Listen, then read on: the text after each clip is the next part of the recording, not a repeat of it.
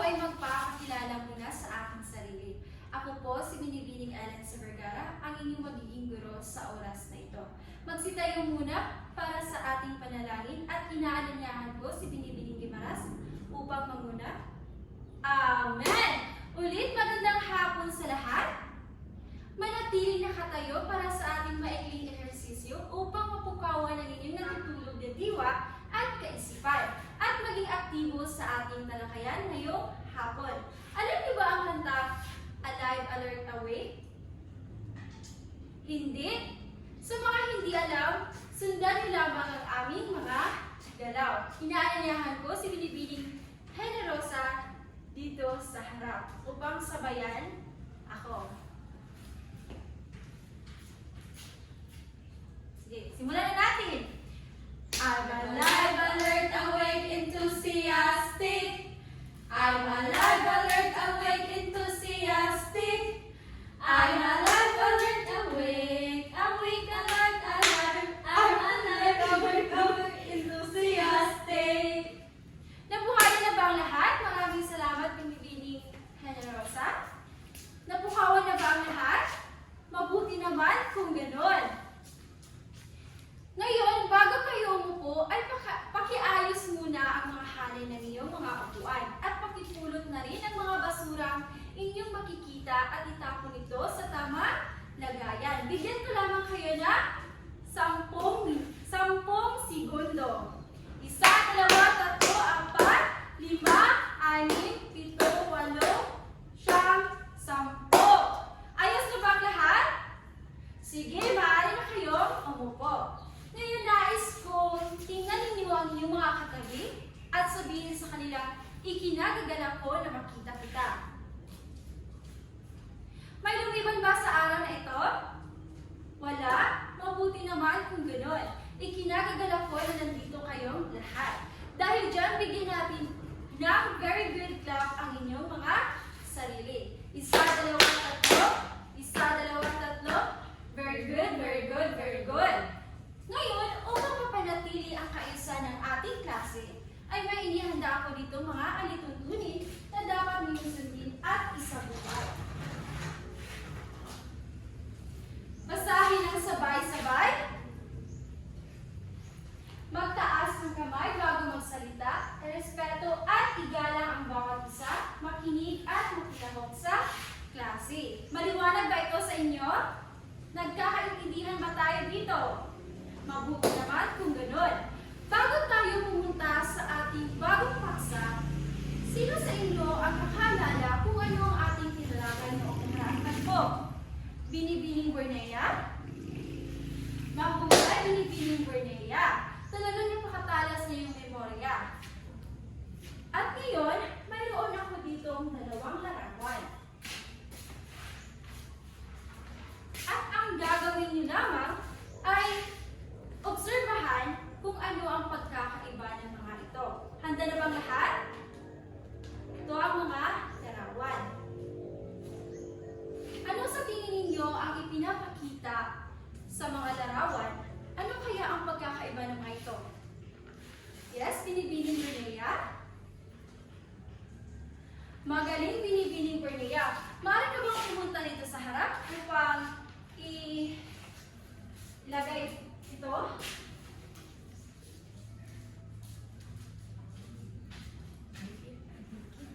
Okay, maraming salamat, Binibining Burnea. Bigyan natin na 3 palakpak si Binibining Burnea. 1, 2, 3. Mamaya, Binibining Burnea ay makakatanggap ka sa akin ng gantimpala.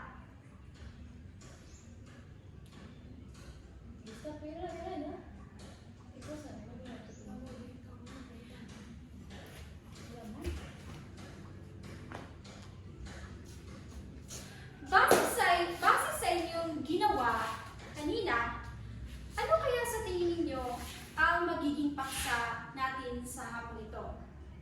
May ideya ba kayo? Binibining Generosa? Tama! Dahil dyan, bigyan natin siya ng may tamang clap. 1, 2, 3. 1, 2, 3. May tama ka! Ngayon, alamin natin kung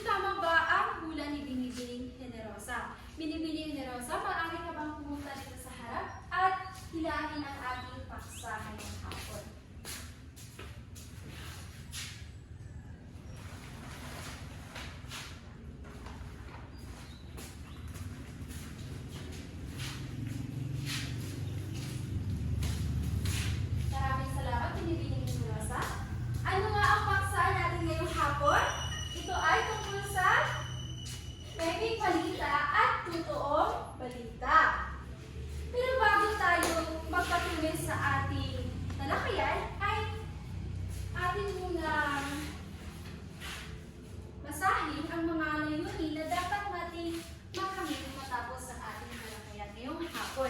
Pakibasa na sabay-sabay at malakas. Natutukoy ang kahulugan at kahalagahan ng peking balita at totoong balita, na ipapakita ng mga mag-aaral ang wastong pagsusuri ng peking balita at totoong balita sa pamamagitan ng pagsasadula.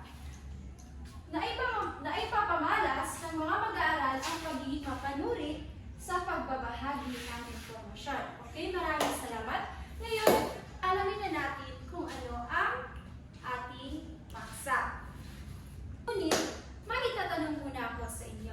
Sino sa inyo ang nakaranas ng makakita o makatanggap ng balita mula sa social media na kalaunan ay napag-alamang hindi pala totoo?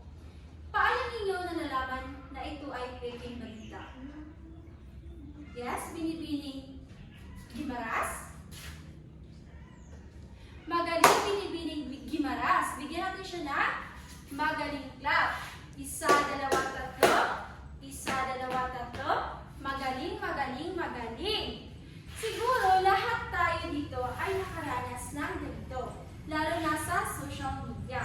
Maraming balita ang kumakalat, kahit wala namang katotohanan. Agad tayong naniniwala dahil parang totoo talaga, ngunit kapag sinuri natin ng mabuti, mapapansin talaga natin wala itong sapat na ebidensya o mapagkatiwala ang pinagkukunan.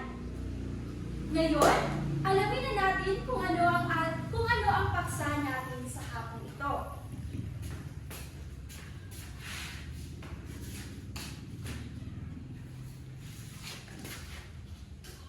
Una mo nating alamin ay ang peking balita. Pakibasa ng sabay-sabay.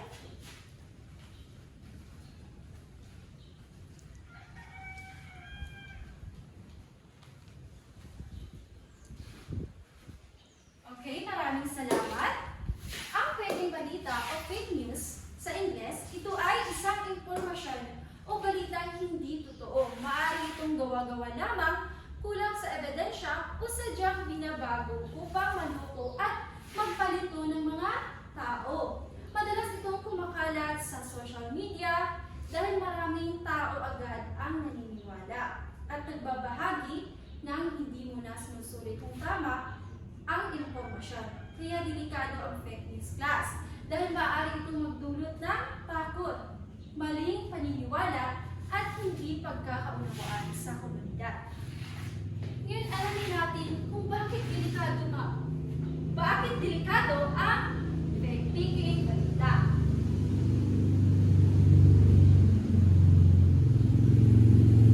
Pakibasa natin sabay-sabay.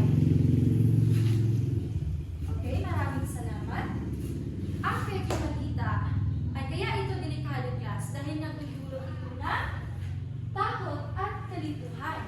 Kapag kasi mali ang balita, maraming tao ang maaaring matakot o malito kahit hindi naman totoo ang impormasyon. Pangalawa ay ang nakakasira ito ng reputasyon. Ang fake news kasi class o peking balita ay maaaring makasira sa pangalan ng isang tao. Halimbawa, kapag ikaw ay nag-post sa FB na hindi galing sa may ebidensya o source, ito ay nakakasira ng reputasyon ng ibang tao. Dahil naggamit ka o ginamit mo ang kanilang mga pangalan. Ang pangatlo ay ang nagpapalaganap nito ng maling paniniwala. Kapag kasi maraming naniniwala sa fake news, mas kumakalat ang maling impormasyon sa lipunan. Ang pang-apat ay ang maaaring magdulot ng problema sa komunidad. Ang maling balita kasi class ay maaaring magdulot ng away, panik, o hindi pagkakaunawaan sa mga tao. Ngayon, alamin muna natin kung paano natin malalaman kung totoo o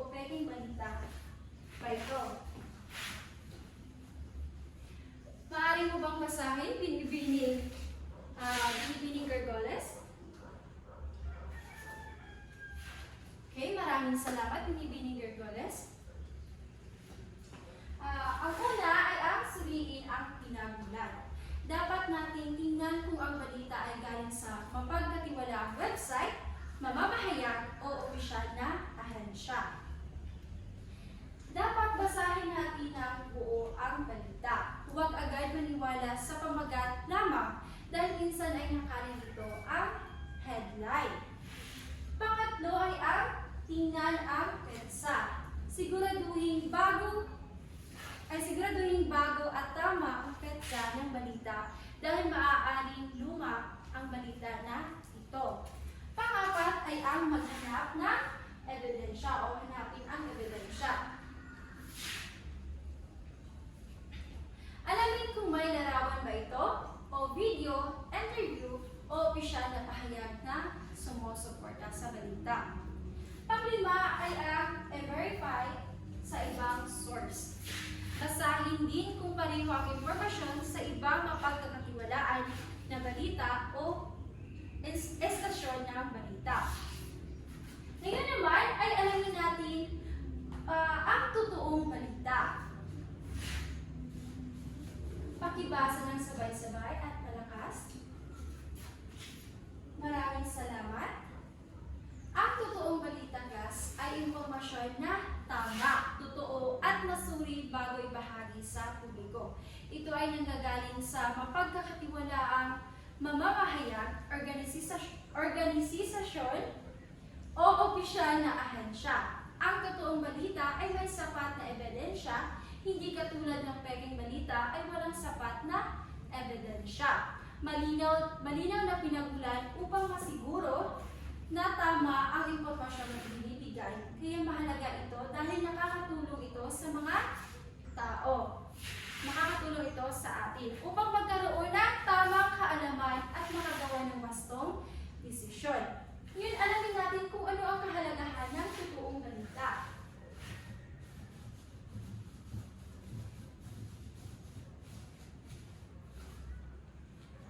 Basahin ng sabay-sabay.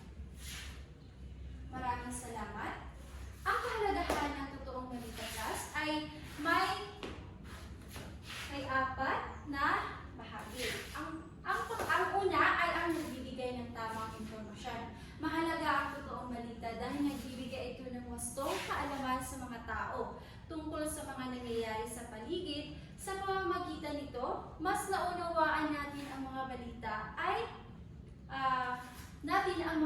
at isyu sa lipunan. Ang pangalawa ay ang tumutulong sa paggawa ng tamang impormasyon o nakatutulong ito. Kapag tama ang impormasyon kasi, class, mas nakakagawa tayo ng mabuting desisyon sa paaralan, tahanan, at komunidad. Halimbawa sa panahon ng sakuna, mahalagang malaman na ang tunay na